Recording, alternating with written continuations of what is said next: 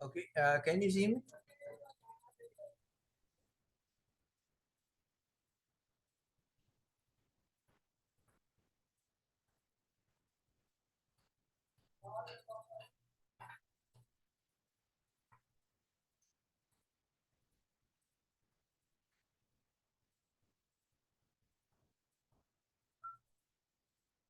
Dr. Saneet, can you hear me?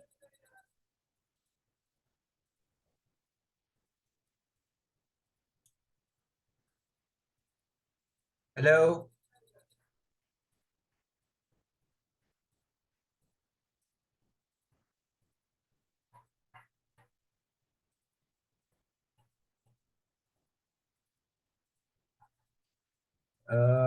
Doctor सनीत। Doctor Sandeep अभी तक try नहीं कर पा रहे। अच्छा, ठीक है।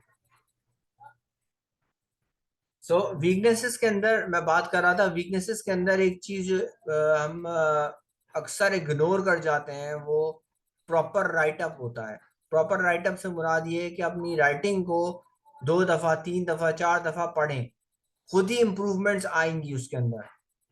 और लोगों को पढ़वाएं, अपने कोलीग्स को पढ़वाएं, पीयर्स को पढ़वाएं, टीचर्स को पढ़वाएं, ताकि इम्प्रूवमेंट आए उसके अंदर। बहुत सारे सवालात ऐसे उठेंगे दूसरों की तरफ से जो आपने नहीं सोचे होंगे, और फिर आप उनको फर्दर इनकॉर्पोरेट कर सकते हैं।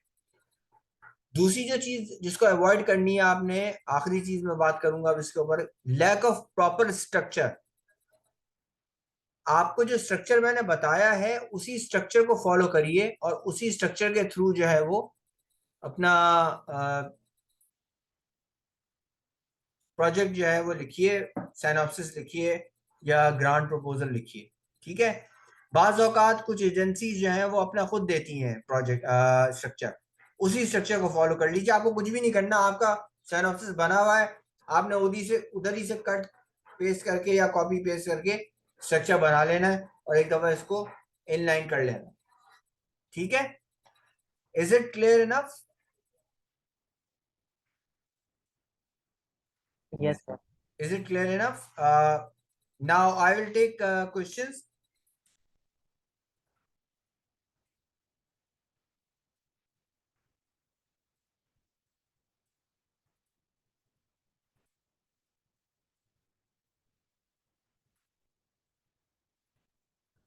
Yes, Aman. सर, अगर पहले से कोई मतलब रिसर्च नहीं हुआ प्रिवलेंस के बारे में, तो हम सैंपल साइज कहाँ से कैलकुलेट Okay, करेंगे? very good question. A very good question. Let me show it to you. हालांकि मैंने कहा था कि I'll try to avoid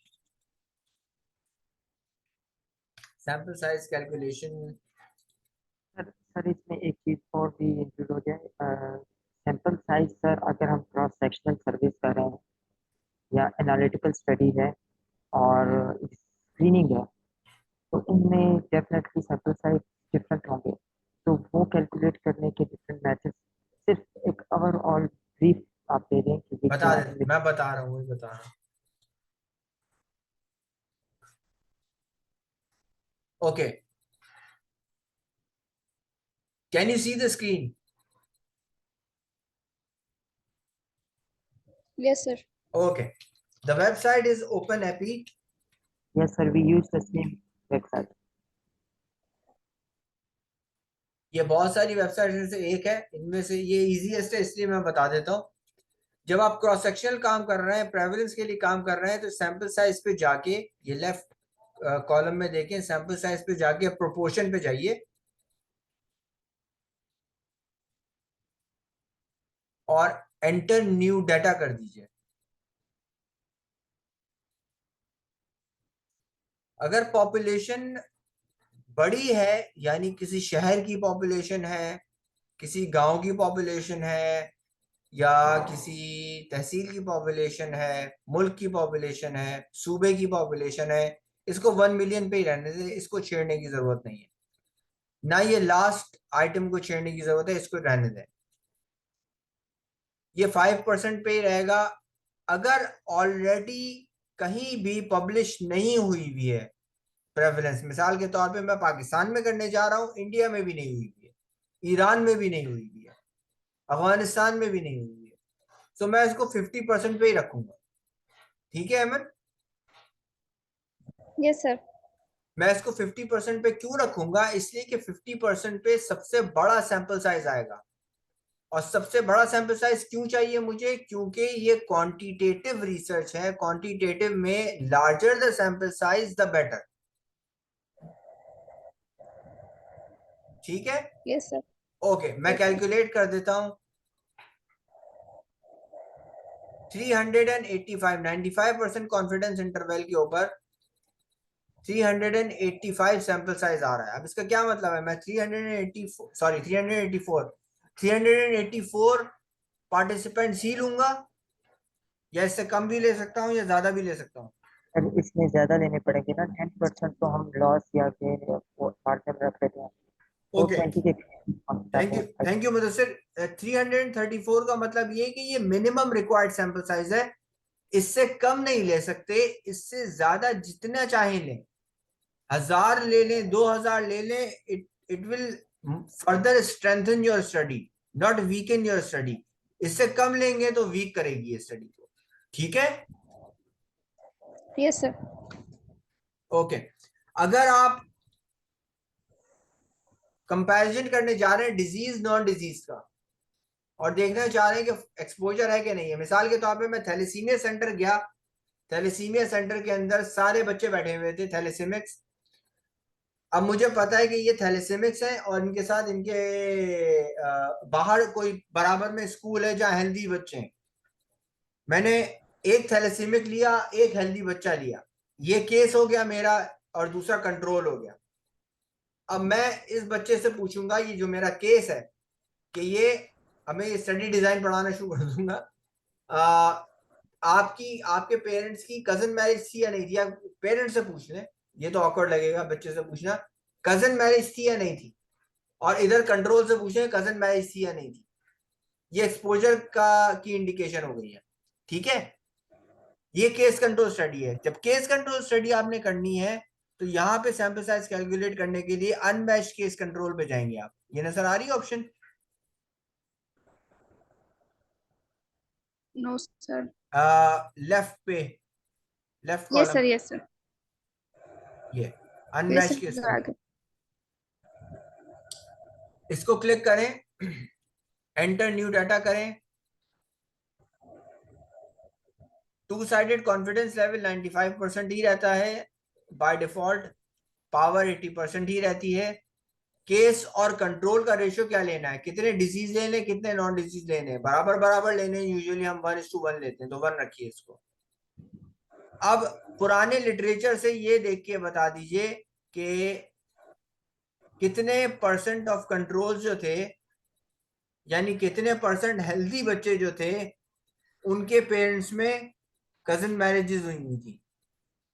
let suppose 10% थे वो, सिर्फ 10%।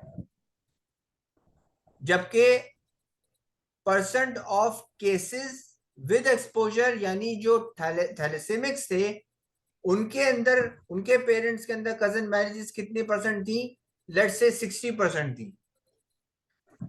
60% मैंने यहां लिख दी। ये सब मेड अप एग्जाम्पल है। ठीक है? और यस सर। और कैलकुलेट कर लिया तो ये आपको बता देगा कि कितने केसेस, कितने कंट्रोल्स चाहिए। मिनिमम ऑफ 17 केसेस और 17 कंट्रोल्स चाहिए। टोटल 34 पार्टिसिपेंट्स चाहिए। सर अगर इससे ऊपर हम डेटा कलेक्ट करें तो इससे ऊपर ही करना है आपने। इसी तरह प्रोपोर्शन प्रोपोर्शन में जाएंगे ना, अगर 20 केस है तो 20 कंट्रोल, 25 केस है 25 कंट्रोल, राइट। हाँ, राउंड ऑफ कर लें, 100 केसेस 100 कंट्रोल्स कर लें। ठीक है? Sir one four question. Yes. Sir वो ये कि फॉर एग्जांपल हम 4 कॉलेजेस या 4 इंस्टीट्यूट्स का स्टूडेंट्स ने फर्स्ट ईयर के ऊपर उनका डेटा कलेक्ट करके वो हमारी टारगेट पॉपुलेशन है। अब हम जब सैंपल साइज जनरेट कर रहे हैं, डेटा कलेक्ट कर रहे हैं, तो इन चारों इंस्टीट्यूट का कलेक्टिव फर्स्ट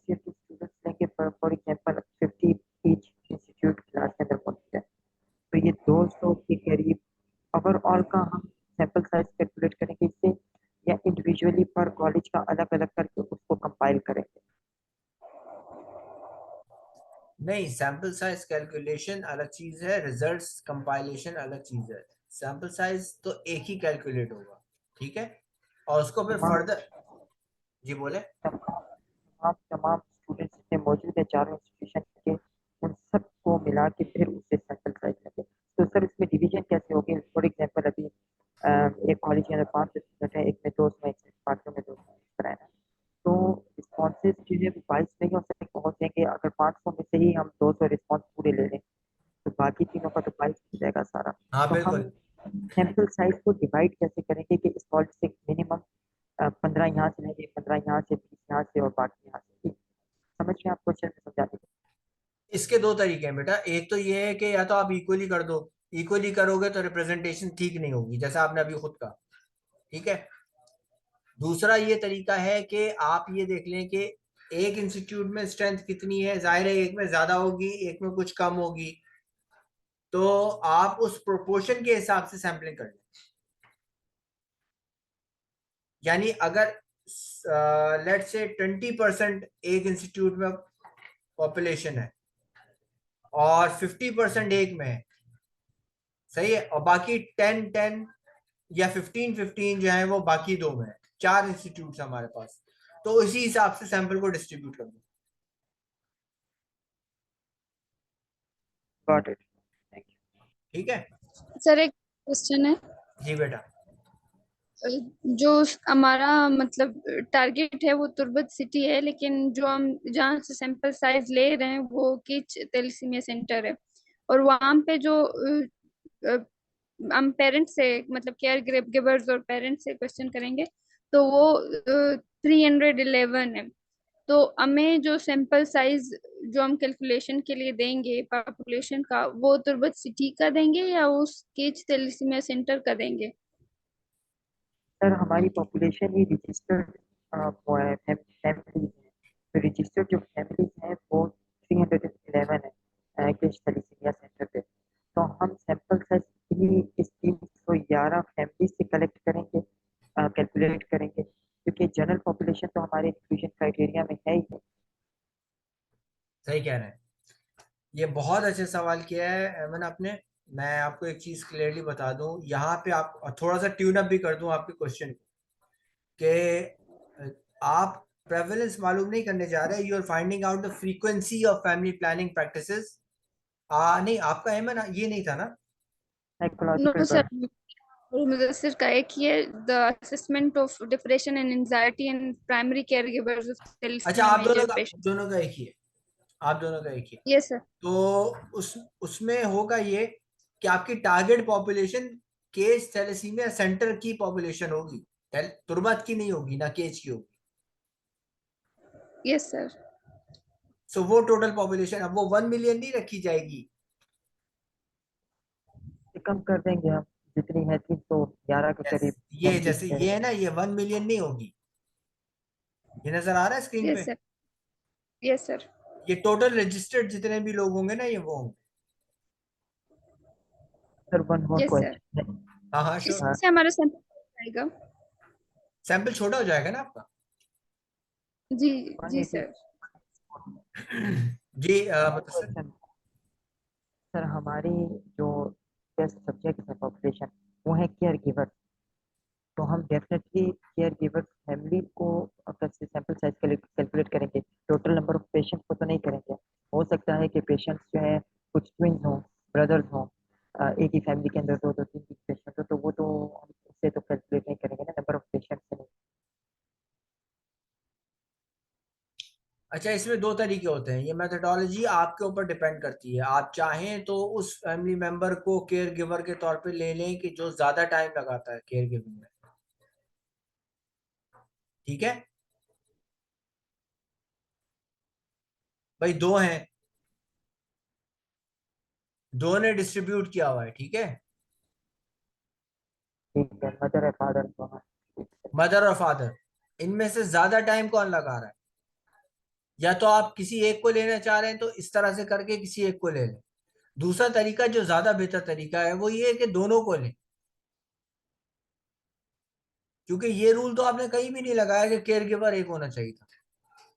तो दोनों में से किसी यस। एक दोनों में से दोनों को लें सॉरी, दोनों को लें और फिर इसको बाद में एनालिसिस के टाइम पे स्ट्रेटिफाई कर देंगे कि ये इतना टाइम केयर गिविंग करते थे, ये इतना टाइम केयर गिविंग करते थे, इनके अंदर एंजाइटी। अच्छा, यहां भी एक हाइपोथेसिस डेवलप हो जाएगा, एक पेपर ये भी बन जाएगा, द अमाउंट और the time spent on care giving is associated with anxiety and depression.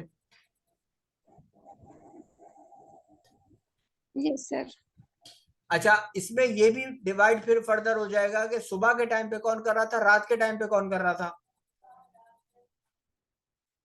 अगर दिन के टाइम पे कर रहा था, दिन के टाइम पे तो बंदा नॉर्मली जाग रहा होता है सॉरी, दिन के टाइम पे बंदा नॉर्मली जाग रहा होता है, तो वो रूटीन के वर्क में आ जाता है। रात के टाइम पे एक स्पेशल ड्यूटी हो जाती है, भले वो 4 घंटे 5 घंटे 6 घंटे की ड्यूटी हो, लेकिन वो ज्यादा हेक्टिक होती है compare to daytime caregiving के। तो ये भी एक अलग से पेपर बन सकता है ना।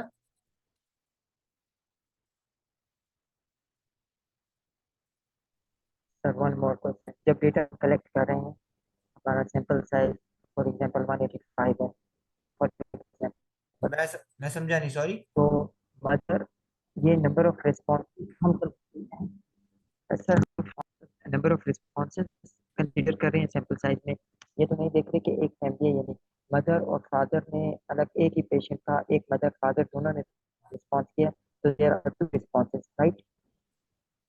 नहीं नहीं नहीं, या रिस्पोंडेंट को आप एक फैमिली या क्यों हम ले, इन दोनों को एक, रिस्पोंडेंट को आप यही एक, यही मैं क्लियरफाई करने की कोशिश कर रहा हूँ कि मैं जरा, रिस्पोंडेंट को एक फैमिली नहीं ले, नंबर ऑफ रिस्पोंडेंट्स अलग होंगे, वो ज्यादा हो सकते हैं, वो ज्यादा हो हम नंबर ऑफ सकते फैमिली का जरूरी ही जरूरी नहीं है कि बिल्कुल जरूरी। 185 फैमिलीज हमने कंसीडर कर, आई एम सॉरी, मैं बीच में बात काट रहा हूँ।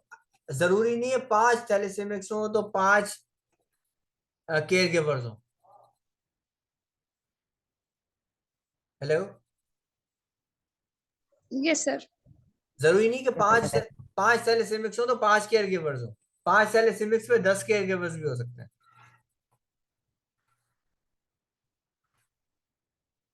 ठीक है।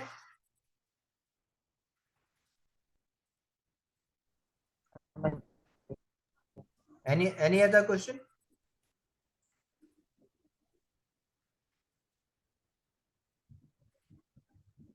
राइट नाउ तो यही confusion, sorry.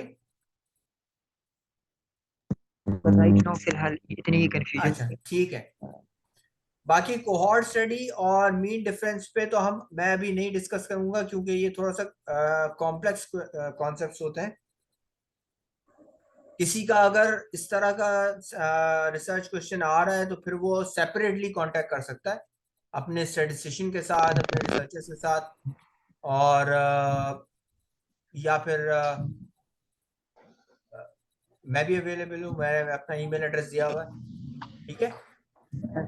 Sir one one अभी आगे मैं दिखाऊंगा सर, हाँ ये तो बोलिए। स्टार्ट और ये गेट कंट्रोल और सर्विस पॉपुलेशन, सर स्क्रीनिंग तो हम सीमिंगली हेल्थी पेशेंट्स में कर रहे होते हैं, तो स्क्रीनिंग का मिनिमम सैंपल साइज क्या होना चाहिए? हम किसी भी डिजीज के लिए अगर स्क्रीनिंग करें तो उसके लिए मिनिमम सैंपल साइज क्या होना चाहिए, क्योंकि वो तो बहुत बड़ी पॉपुलेशन होनी चाहिए जिसके अंदर अंडरलाइन डिजीज अनडायग्नोस्टिक डिटेक्ट हो।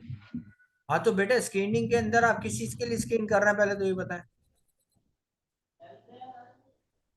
फॉर एग्जाम्पल चलिए माइनर की हम करें स्क्रीनिंग, वो तो डेवलप नहीं होती है ना, तो हम स्क्रीन करें कि कितने माइनर हैं, मिनिमम सैंपल साइज स्क्रीनिंग के लिए क्या होना चाहिए?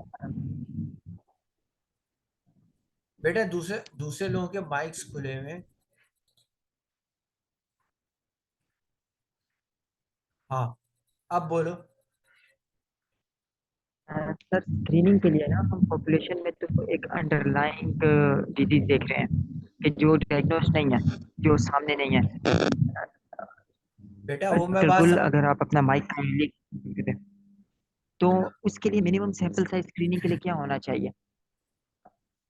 ये डिपेंड करता है कि लिटरेचर आपको क्या एंटिसिपेटेड अंडरलाइंग प्रेवलेंस दे रहा है या फ्रीक्वेंसी दे रहा है किसी सिमिलर पॉपुलेशन के अंदर, ठीक है। अगर वही उसी को फिर आप प्रोपोर्शन के अंदर जाकर एंटिसिपेटेड फ्रीक्वेंसी जो मैंने 50% रहने दी थी, याद है आपको, यस वहां पे वो परसेंटेज लिख देंगे और जो भी रिजल्ट आएगा उससे भले आप ज्यादा बढ़ाना चाहें तो बढ़ा दो। सर, समझ गया। ठीक है।